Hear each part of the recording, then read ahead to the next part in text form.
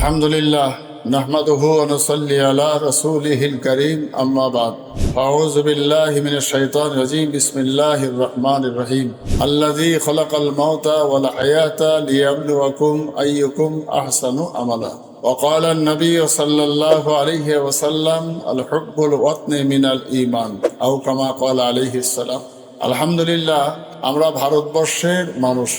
যদি আপনি মনে করেন যে আমি ভারতীয়, তাহলে আপনার কি দায়িত্ব? আর সত্যিকারের কি ভারতীয় বা মুসলমান বা হিন্দু কোনো ধর্মেরই মানুষ হোক না কেন, সে কি ভারতবর্ষকে প্রকৃত মৌখিকভাবে ভালোবাসবে? না, ভালোবাসাটা তার কাজের মাধ্যমে ফুটিয়ে তুলবে।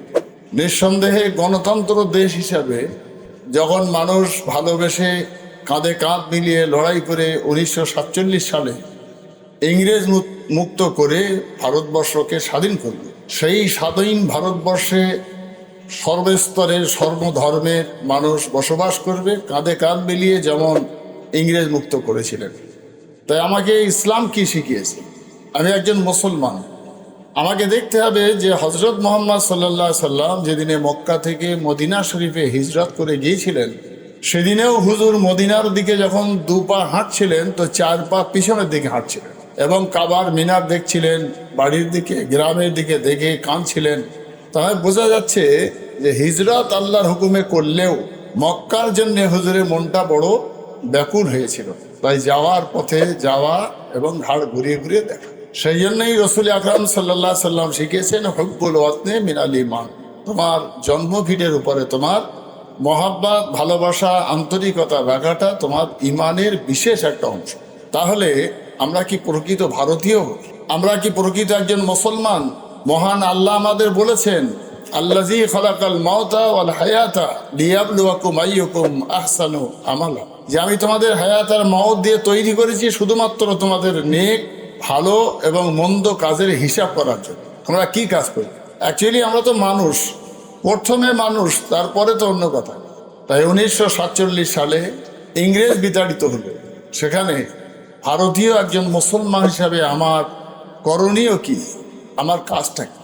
যে ভারতবর্ষের স্বাধীন করতে গিয়ে ভগৎ সিং, ক্ষুদিরাম, তিতুমির, আশফাকুল্লাহ, মাতঙ্গিনী হাজরা, এই মানুষ মহামানবগুলো তারা জীবন দিয়ে জেল খেটে, হোসেন আহমদ মাদানি, সেই মানুষগুলোর যে একটা অবদান সেটা তো আমরা ভুলে গেলে হবে না। সেখানে না ছিল শুধু মুসলমান, না ছিল শুধু হিন্দু। আমরা দেখেছি যে সেই ভারতবর্ষের রাষ্ট্রপতি হয়েছেন ফখরুদ্দিন আলী আহমেদ সাহেব, সেই ভারতবর্ষের প্রথম শিক্ষামন্ত্রী মাওলানা আবুল কালাম আজাদ হয়েছেন।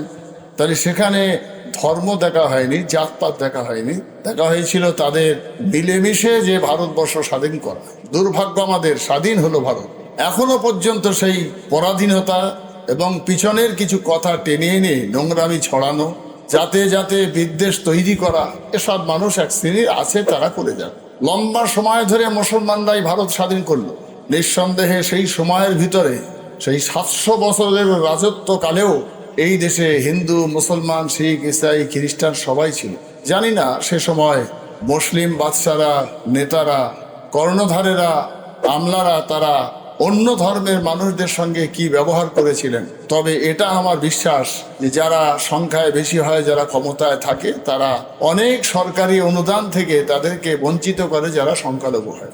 তাই হয়তো না জানি সেদিনেও সেটা হয়েছে কম বেশি। আমি বলবো না যে ধোয়া তুলসীর পাতার মতো তারা রাজত্ব করেছে, তবে তারা 700 বছরের পরেও যখন ভারতবর্ষে অন্য ধর্মের মানুষ সব ছিল, ইংরেজ 200 বছরের রাজত্ব করেও যখন সমস্ত ভারতের মানুষ খ্রিস্টান হয়ে যায়নি, ইংরেজ বিতাড়িত হওয়ার পর আজ 70-75 বছরে এই ভারতবর্ষ পরিচালনা করছেন হিন্দু ভাইয়েরা, হিন্দু জাতির মানুষেরা। বেশিরভাগ জায়গায় তারাই ক্ষমতায়। তারপরেও কিন্তু ভারতবর্ষে এই 75 বছরে সব ভারতবাসী হিন্দু হয়ে যায়নি। তাহলে বোঝা যাচ্ছে যে ধর্মটা এমন একটা বিষয়, সেটা যার ধর্ম তাকে করতে দিতে হবে, এবং তার উপরে যারাই হস্তক্ষেপ করেছে তারা ক্ষতিগ্রস্ত হয়েছে, লাভবান হয়নি।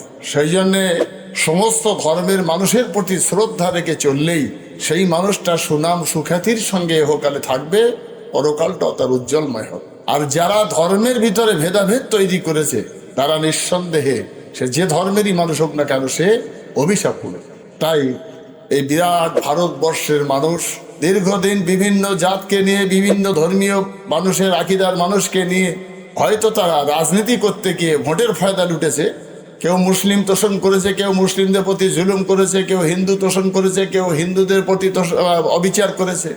কিন্তু অবিচার করে সাময়িকভাবে মানুষকে একটু কষ্ট দেওয়া হয়, মনের কষ্ট তার, কিন্তু সেই ধর্মে মানুষেরা ধর্মের জায়গায় আছে।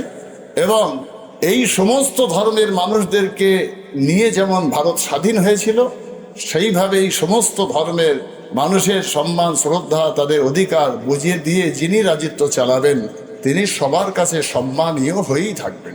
আমরা দেখি যারা বিভিন্ন সময় বিভিন্ন পদে এসেছেন, তারা সেই পদে থেকে সর্বস্তরের মানুষের চাকরিতে ব্যবস্থা করেছেন, পুনর্বাসনের ব্যবস্থা করেছেন, আবাসনের ঘরটর দেওয়ার ক্ষেত্রে সে অঞ্চল ভিত্তিক হোক, দেশব্যাপী হোক, গ্রামব্যাপী হোক।